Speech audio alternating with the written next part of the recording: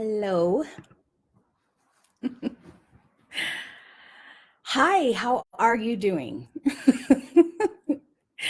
It's interesting the messages that I'm getting behind the scenes, texts and private messages about varying experiences of on together worldwide. It's amazing to think one of my friends posted this morning, our grandparents were invited to go to war. We are being invited to sit on our couches. We got this. I think part of what's happening right now in this world is a gigantic fear of death. People are responding. The thing that I've been most fascinated about is how the humans are responding to this experience.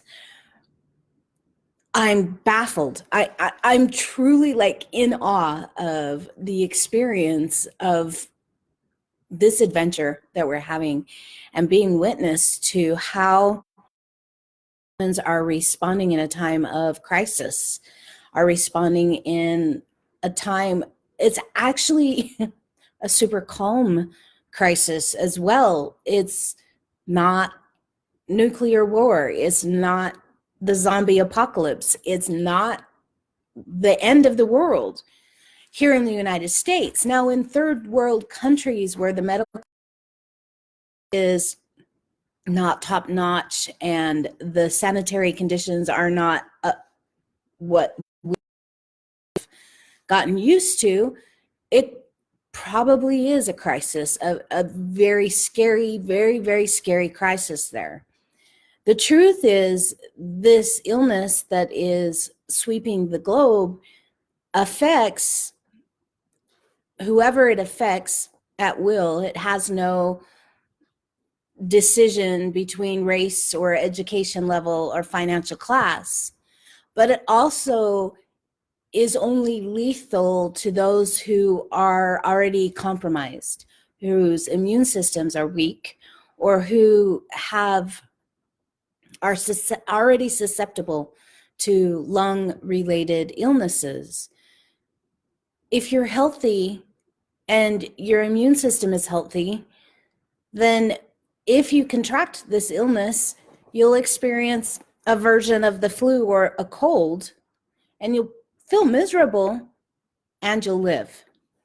And part of what I've been watching as the news rolled out that the World Health Organization declared it a pandemic, what I've been watching is people interpreting social separation or social distancing to mean social isolation, meaning they're going away and locking themselves in the house. That's not what it means. It doesn't mean you can't go out of your house. So as my clients have been reaching out to me and asking questions and asking for how I'm experiencing this, it has given me the opportunity to really look at what it is that I'm experiencing and why. Why am I experiencing it this way? Last night I did a video about how readily I smile, and that has been the case since last week. And I've been curious about that because we're in a scary time. Why am I smiling? And I had a client and a very dear friend reach out this morning and who has a child that is her immune system is compromised, very susceptible to anything. And so she said, I'm having this really interesting experience of being extremely concerned for my daughter while at the same time being strangely calm. And I wanted to talk to that strangeness that many people are reflecting back to me. I truly believe we are living right now, living in full color, the choose your own ending story. You get to choose how you experience this. I've talked with a couple who are choosing to hole up and to isolate and to lock their doors and not look outside. And I asked one of them, what is that about for you? What is that choice that you're making? And the response was they were tired of to humans hoarding. Okay. So if you're in that space, and if you're in the of being very frustrated with how humans are responding, being very frustrated with how humans are only thinking of themselves, and you choose to isolate and go inside and become a hermit, then you're missing out on the greatest opportunity, which is how do you live life differently in social distancing? How can you still get several minutes of sunshine and fresh air every single day while being in social distancing? Our human bodies need sunshine. They get sick if they don't have sunshine. And those of us who are susceptible to a seasonal affective disorder, we truly need sunshine.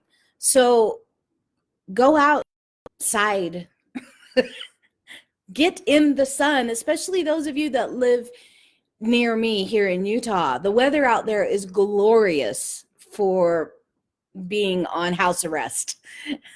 So get out, get in the sun, get in the fresh air. That fresh air moves things. The sunshine elevates your spirits. It also creates all kinds of chemical releases in your body that I have no idea how to explain to you. If you're curious, you can research it. But the byproduct is vitamin D, which helps keep your immune system strong. So increase your vitamin C.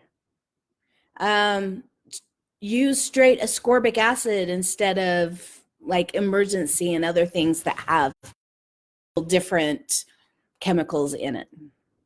Choose you, choose light, choose health. You really do get to choose how to experience this. I did a worldwide meditation last night with a group of people called the Awakening Giants, who one of my mentors is a part of. And it was such an amazing experience. Thousands of people all over the world who are focused on experiencing this time as a great awakening. Now, if you've been in the spiritual community for any amount of time, this is what you've been preparing for. We have been taught that there is a great war, a battle between good and evil that's coming. I mean, that is in every religion.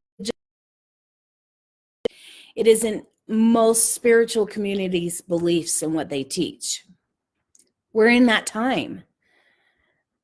It doesn't a battle doesn't necessarily have to be with weapons and with fighting. A battle can literally be, how are you going to choose to live your life right now? How are you going to choose that? What are you going to do with your life? One of the things that I wanted to share is, for me, the experience of being strangely calm in the face of panic and frenzy has put me in this space of really detached observer, like observing how am I behaving in this, and then what is going on around me, and how can I affect what's going on around me. And I've actually played with it, and I've discovered that the more I stay calm, the more I stay in joy, the more I stay in peace, the more I experience that around me.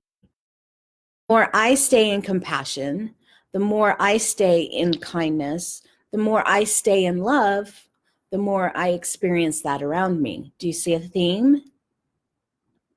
Now, if you get sick, get support. If you get sick, call in first. Use the apps that are available to check to see if that it's a good time for you to come in. Make an appointment. Take precautions. If you're not sick, take precautions. Have people watch when they come in your house if you have people over. Clean the surfaces that get touched. Practice basic sanitizing tricks. Your game a little bit.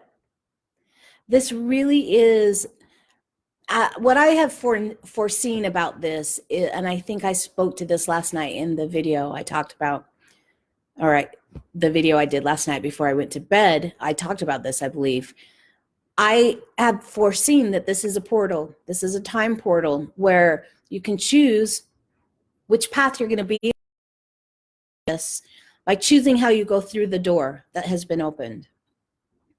You can experience this as the apocalypse or as Armageddon or as the end of the world. You really can. You can experience all the fear. You can get all caught up in that heaviness.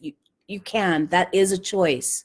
You can struggle. You can feel heavy. You can feel the misery, especially because you're an epic sensitive. You're my people, which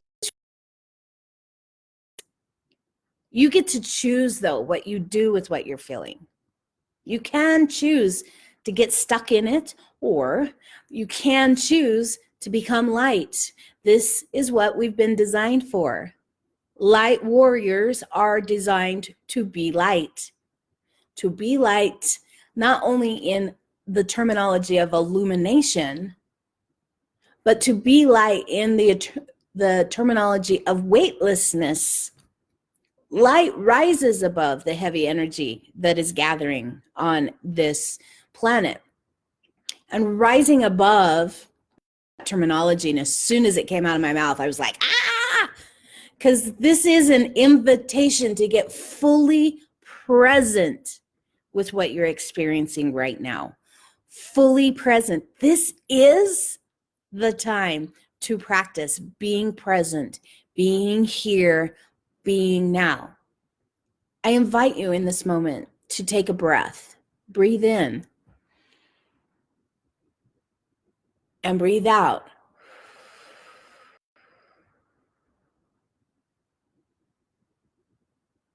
Do you feel that shift? That's all it takes. In that moment that you breathed in and then you breathed out, your presence, your awareness became fully centered in you. If you're fully centered in you, there is only peace, if that's what you're focusing on. And if you get fully centered in you and you feel topsy-turvy, that's an invitation to up your harmonizing practices, up your spiritual practices, increase it. Increase that which brings you joy.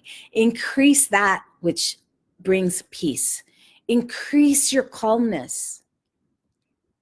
That choice, my friends, is the path through this as light warriors.